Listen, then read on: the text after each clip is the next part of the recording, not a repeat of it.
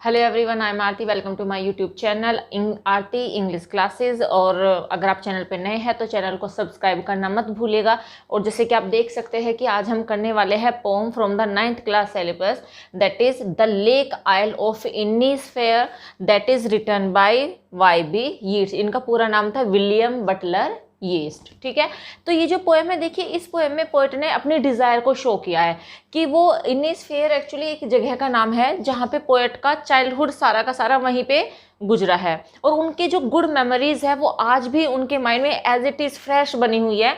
और उनके विश है कि वो वहाँ पे अगेन जाके रहे। अभी फ़िलहाल जो पोएट है वो सिटी में रह रहे हैं and now he has he does not like the city atmosphere and want to go there on that place where he spent all his childhood। तो वहीं पे पोएट जाना चाहते हैं और जो लेक का नाम है आयल। ठीक है, तो ये जो इनिस्फेयर जगह है ये एक लेक के पास में है, दैट इज आयल। तो पोएट की विश है कि वो वहीं पे जाना चाहते हैं। तो वहाँ पे जाकर वो कैसे जाना चाहते हैं, कैसे अपनी लाइफ को स्पेंड करना चाहते हैं वहाँ पे जाके, और क्या क्या वो वहाँ पे करना चाहते हैं, तो वो सारा का सारा इस पोएम में पोएट ने हमें बताया। तो चलिए स्टार्ट करते हैं इस पोएम को line by line. The poet is saying I will arise now. तो पोएट कह रहे कि अब मैं अराइज खड़ा होऊंगा। खड़े होने का मतलब है कि अब मैं उठूंगा एंड गो टू इनिस्फेयर। और कहाँ जाऊँगा? इनिस्फेयर में जाऊँगा। यानी कि भाई ये बहुत हो चुका है, सिटी की लाइफ से मैं बोर हो चुका हूँ। अब मैं क्या करूँगा? अब मैं कि थोड़ा सा भी वेट नहीं करूँगा। आई विल राइज, मैं उठूँगा एंड गो टू इनिस्फेयर, और इनिस्फेयर में जाऊँगा। And a small cabin build there of clay and wattles made. तो पोएट कह रहे हैं कि मैं वहाँ पे जाऊँगा और क्या बनाऊँगा? Small cabin. देखिए कैबिन का मतलब है यहाँ पे a house made of would. Would say वो लकड़ी का एक घर बनाएंगे। तो दैट इज द रीज़न कि पोएट ने यहाँ पे स्मॉल कैबिन वर्ड यूज़ किया है। ठीक है, तो पोएट कह रहे हैं कि मैं वहाँ पे जाऊँगा। कहाँ पर? इनिस्फेयर में जाऊँगा और वहाँ पर एक स्मॉल हट बनाऊँगा, हट टाइप बनाऊँगा, एक घर बनाऊँगा। और किस चीज़ का बना होगा वो? Of clay and wattles made. तो वो क्ले का बना हुआ होगा जो मैं बनाऊँगा वहाँ पे कैबिन, वो क्ले से बनेगा। And wattles made. अब देखिए वेटल्स क्या होता है? वेटल्स क्या होता है कि वॉल स्ट्रक्चर होता है मेड ऑफ द वुड। एक वॉल स्ट्रक्चर होता है जो कि वुड का बनता है, यानी कि पूरी जो वॉल बनानी होती है वो वुड की होती है। और जैसे कि इस तरीके से लकड़ियों को इस तरह से लगा दिया जाता है इस पैटर्न में। ठीक है, इस पैटर्न में लकड़ियों को बना दिया जाता है। तो इसी से पूरी की पूरी वॉल, ये मैंने काफ़ी दूर दूर दिखाया है, इतना स्पेस नहीं होता उनके बीच में, बहुत कम स्मॉल होता है, गैप बहुत कम होता है उसके बीच में। तो इस तरीके से पूरा का पूरा एक स्ट्रक्चर बनता है, दैट इज कॉल्ड वेटल्स। ठीक है, तो पोएट कह रहे हैं कि मैं जो घर बनाऊंगा, जो कैबिन बनाऊंगा, वो क्ले से बनाऊंगा एंड वेटल्स से बनाऊंगा। 9 bean rows will I have there. अब 9 बीन होते हैं, that is a kind of vegetable, एक वेजिटेबल होते हैं। तो पोएट कह रहे हैं कि मैं वहां पे 9 रोज, कितनी रोज बनाऊंगा, कितनी लाइन बनाऊंगा?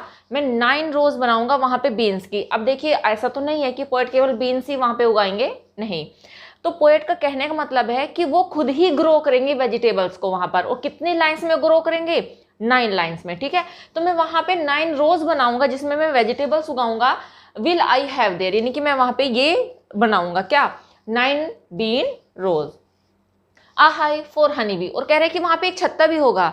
हाइव क्या होता है? मधुमक्खी का जो घर होता है उसे हाइव कहते हैं। तो मैं वहां पर एक हाइव बनाऊंगा हनी बीज के लिए। And live alone in the bee loud glade. Glade होता है ओपन प्लेस, खुली जगह। आपने देखा ही होगा कि जब हम सिटी में होते हैं तो वहाँ पे एरिया जो होते हैं कंजेस्टेड होता है। इवन गलियाँ भी इतनी कंजेस्टेड होते हैं कि हमें प्रॉपरली स्काई भी प्रॉपर दिखाई नहीं देता है। तो और जब जो विलेजेस होते हैं, ठीक है, जहाँ पोएट जाने की बात करे इनिस्फेयर में, तो वहाँ पे कैसा प्लेस है? वो बिल्कुल ओपन प्लेस है, बहुत खुला हुई जगह है। तो पोएट यही कह रहे हैं कि वहाँ पे मैं कहाँ जाके रहूँगा? बी लाउड ग्लेड, बिल्कुल ओपन प्लेस में जहाँ पे मधुमक्खियों की आवाज़ होगी, वहाँ पे मैं कैसे रहूँगा? अकेला रहूँगा। तो ये फर्स्ट स्टैंजा था, आई थिंक समझ में आ गया कि मैं एक बार रिपीट कर देती हूँ उसको। पोएट कह रहे हैं कि मैं अब उठूंगा एंड इनिस्फेयर में जाऊंगा, वहां पे जाके एक स्मॉल कैबिन बनाऊंगा। किसका? क्ले को यूज करके एंड वेटल्स को यूज करके मैं वहां पे एक स्मॉल कैबिन बनाऊंगा। एंड और क्या करूंगा? 9 bean rows I will have there. मैं वहां पे 9 रोज बनाऊंगा बीन्स की, यानी कि मैं वहां पे वेजिटेबल्स ग्रो करूंगा। And a hive for the honey bee. और वहां पे क्या होगा? हाइव भी होगा हनी बीज के लिए। And live alone. और मैं वहां पे अकेला रहूंगा in the bee loud glade, open places पे और किसकी आवाज़ों के साथ में? जो बी होगी वो वहाँ पे आवाज़ करती हुई घूमती रहेगी और मैं वैसे प्लेस पे जाके अकेला रहूँगा। Next stanza, and I shall have some peace there. और पोएट कह रहे हैं कि हाँ, वहाँ पर मेरे पास क्या होगी? शांति होगी, पीस होगी। जैसे कि सिटीज़ की लाइफ में क्या होता है, सिटीज़ की लाइफ बहुत ही अनकंफर्टेबल होती है, इतना लाउड होता है, कहीं फैक्ट्रीज का, कहीं व्हीकल्स का, moving vehicles, there is a lot of noise in the city. But जो जो अर्बन एरियाज होते हैं, जो विलेजेस वाले एरिया होते हैं, वहाँ पर शांति होती है ना। तो पोएट यही कह रहे हैं कि क्या कह रहे हैं? And I shall have some peace there, और वहाँ पर मुझे शांति मिलेगी। और कैसे मिलेगी? For peace comes dropping slow. और कैसे आएगी वो शांति, वो पीस? धीरे धीरे आएगी मेरे पास। और किस टाइप से आएगी? Dropping from the veils of the morning. अब वेल्स तो वैसे मतलब कि पर्दा होता है, घूंघट होता है, बट यहाँ पे पोएट देखिए कितना अच्छा इमेजिनेशन यूज किया है पोएट ने। कह रहे हैं कि dropping from the veils of the morning, यानी कि जो शांति होगी, जो पीस होगी, वो जैसे मॉर्निंग के पर्दों को हटे, जैसे नाइट होती है और नाइट के पर्दों को हटा के मॉर्निंग आती है ना, आती है ना। ऐसे ही कैसे? देखिए सपोज कीजिए मिडनाइट है, मिडनाइट के बाद 1 o'clock, 2 o'clock, 3 o'clock, तो धीरे धीरे 3 o'clock से दिन होना शुरू हो जाता है। ऐसा तो नहीं है कि 12 o'clock हो और एकदम से एकदम डे ब्रॉड लाइट हो गई, ऐसा नहीं होता है ना। तो यहाँ पे पॉइंट यही कह रहे हैं कि जो मॉर्निंग होती है वो नाइट के वेल्स को धीरे धीरे हटा के आती है। वैसे ही जब मैं वहां पे जाऊंगा तो जो पीस होगी वो मेरे पास बहुत धीरे धीरे आएगी, स्लोली आएगी। टू वेयर, और वहां पे कहां पर? इनिस्फेयर में। वहां पर क्रिकेट सिंग्स, क्रिकेट एक इंसेक्ट होता है जो गीत गाता है ना। उस काफ़ी हम विलेज साइड में उसकी आवाज़ को सुन सकते हैं, उनको गाते हुए सुन सकते हैं। तो पोएट यही कह रहे हैं कि वहाँ पर जो क्रिकेट होगी वो गीत गाते हैं।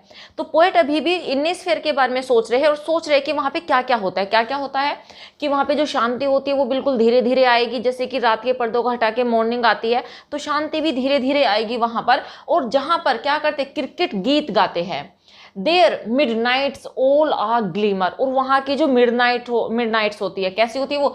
ग्लीमर, एकदम चमकदार होती है। क्यों होती है चमकदार? क्योंकि देखिए ओपन प्लेसेस होते हैं, जहाँ की बात कर रहे हैं पोएट इनिस्फेयर की, वहाँ पे बिल्कुल ओपन प्लेसेस है। और आप समझ सकते हो कि जहाँ पे ओपन प्लेसेस होते हैं कि वहाँ पे नाइट में अगर मून स्काई में है तो सारे के सारे जगह एकदम से ब्राइट हो जाता है मून लाइट से। तो इसी तरीके से पोएट यही कह रहे हैं कि जो मिडनाइट है वहाँ पर वो ग्लीमर होती है, चमकदार होती है, लाइट से भरी हुई होती है। क्यों क्यों कह रहे हैं पोएट यहाँ पे कि वहाँ की नाइट चमकदार होती है? क्या शहरों में मून नहीं आता? आता तो है, लेकिन चूंकि शहरों में इतनी ऊंची ऊंची बिल्डिंग्स बन गई है, जो स्ट्रीट है वो इतनी नैरो है, लोग फ्लैट्स में रहते हैं, बाहर निकलने का उनको मौका ही नहीं मिल पाता। तो बाहर क्या हो रहा है, किसकी लाइट आ रही है, उनको कुछ पता नहीं चल पाता। लेकिन अगर ऑन द अदर हैंड अगर हम बात करते हैं विलेजेस या फिर ओपन प्लेसेस की, जो नेचुरल सराउंडिंग से भरे हुए प्लेसेस होते हैं, वहाँ पर क्या होता है? वहाँ पर मून की जो लाइट होते हैं बहुत अट्रैक्टिव लगते हैं, क्योंकि वो सारी की सारी हम इंजॉय कर सकते हैं और वो सीन बहुत ब्यूटीफुल होता है। तो पोएट यही कह रहे हैं कि वहाँ की जो मिडनाइट होती है कैसी होती है? ग्लीमर होती है, एकदम चमकदार होती है। And Noon a purple glow, और नून जो होती है वो बिल्कुल पर्पल कलर से भरी हुई होती है। And evening full of the Lynette wings, और जो इवनिंग होती है वो Lynette is a very small bird, बहुत छोटी सी बर्ड होती है। और जब वो उड़ती है तो वो अपने विंग्स को इतनी जल्दी से फ्लैप करती है कि उसके विंग्स दिखाई ही नहीं देते हैं, इतना तेजी से वो फ्लैप करती है। तो और जब वो उसके विंग्स फ्लैप होते हैं तो बहुत तेज आवाज निकलती है। तो पोएट यही कह रहे हैं कि वहाँ की जो इवनिंग होती है वो किससे भरी हुई होती है? लिनेट जो बर्ड है उसके विंग से भरी हुई होती है। तो ये यहाँ पे पूरा डिस्क्रिप्शन दिया है पोएट ने इनिस्फेयर का कि वहाँ पे क्या क्या होता है। ठीक है, मैं बता देती हूँ।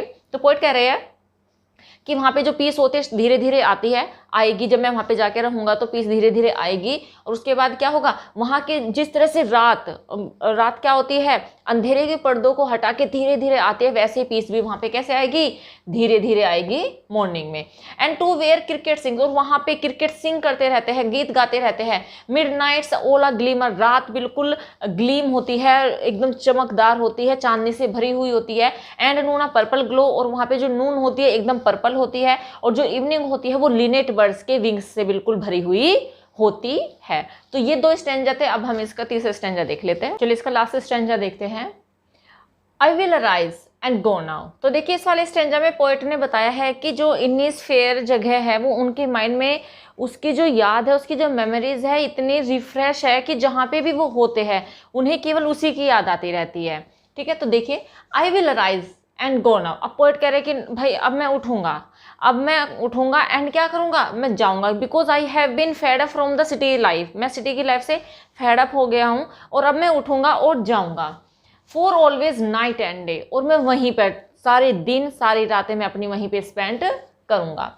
आई हियर, अब पोएट क्या है, देखिए पोएट कहाँ पे है, पोएट अभी सिटी में है, लेकिन पोएट जो है फिजिकली प्रेजेंट है सिटी में, बट मेंटली एंड स्पिरिचुअली वो कहाँ पे है, उनका माइंड कहाँ पे रहता है, हमेशा इनिस्फेयर में रहता है। तो पोएट यहाँ पे वही कह रहे हैं, I hear the lake water lapping.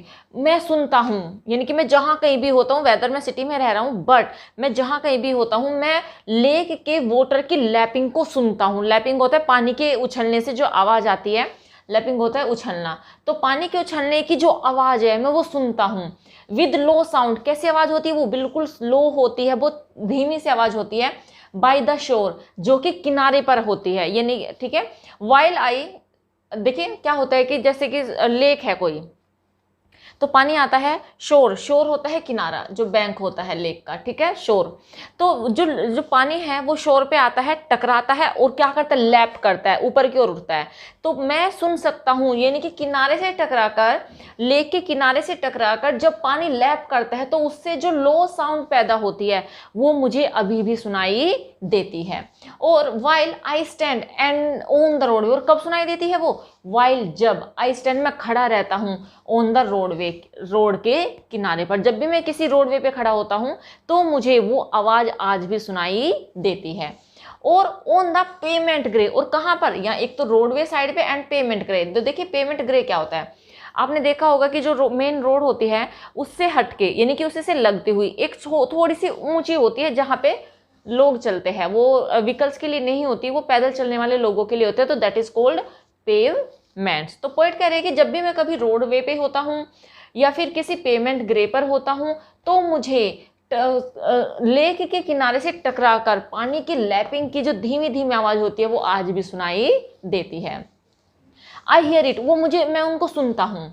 In the deep heart core, deep heart यानी कि अपने पूरे दिल से, यानी कि वो यादें मेरे दिल में इतनी गहराइयों तक बसी हुई है कि मैं जहाँ कहीं भी होता हूँ मुझे उसकी आवाज़ सुनाई देती है। फिर ये वाली लाइन देख लीजिए, I hear it in the deep heart core, वो मुझे अपने दिल की गहराइयों से सुनाई देती है। तो देखा, ये सारी की सारी विश थी पोएट की। पोएट किस तरह से इनिस्फेयर में जाना चाहते हैं, वो अपना सारा दिन वहीं पे स्पेंड करना चाहते हैं और वो नेचर की सराउंडिंग्स में रहना चाहते हैं। वो एक्चुअली इस पोएम में पोएट ने हमें नेचर के इंपॉर्टेंस को भी बताया है कि किस तरीके से जो नेचर होती है वो हमें क्या करती है, रिफ्रेश करती है, वो हमें एक ऐसा इन्वायरमेंट देती है, वो एक हमें ऐसी यादें देती है जो कभी हम भूल नहीं सकते। और हमारे जो बेस्ट पार्ट होता है लाइफ का, नेचर के साथ में अपना टाइम स्पेंड करना है, क्योंकि पोएट ने दोनों ही लाइफ को जी लिया है। वो बचपन में कहाँ थे, इनिस्फेयर में थे, और आफ्टर दैट वो सेटल हो गए सिटी में। लेकिन अभी भी क्या हो रहा है, उनको सिटी की लाइफ इतनी अच्छी नहीं लग रही और वो बार बार जाने की विश कर रहे हैं इनिस्फेयर में, ठीक है ना। तो ये सारी की सारी पोएम थी। होप आपको समझ में आ गई होगी। अगर एक बार में समझ में ना आए तो आप इसको दोबारा से देख लीजिएगा। और बस आज के लिए इतना ही, कल मिलते हैं नेक्स्ट वीडियो में। होप आपको पोएम समझ में आ गई होगी। अगर एक बार में समझ में ना आई होगी तो आप इसको दोबारा देख लीजिएगा। एंड बस आज के लिए इतना ही, मिलते हैं नेक्स्ट वीडियो में। Till then bye bye, take care, stay healthy and keep learning.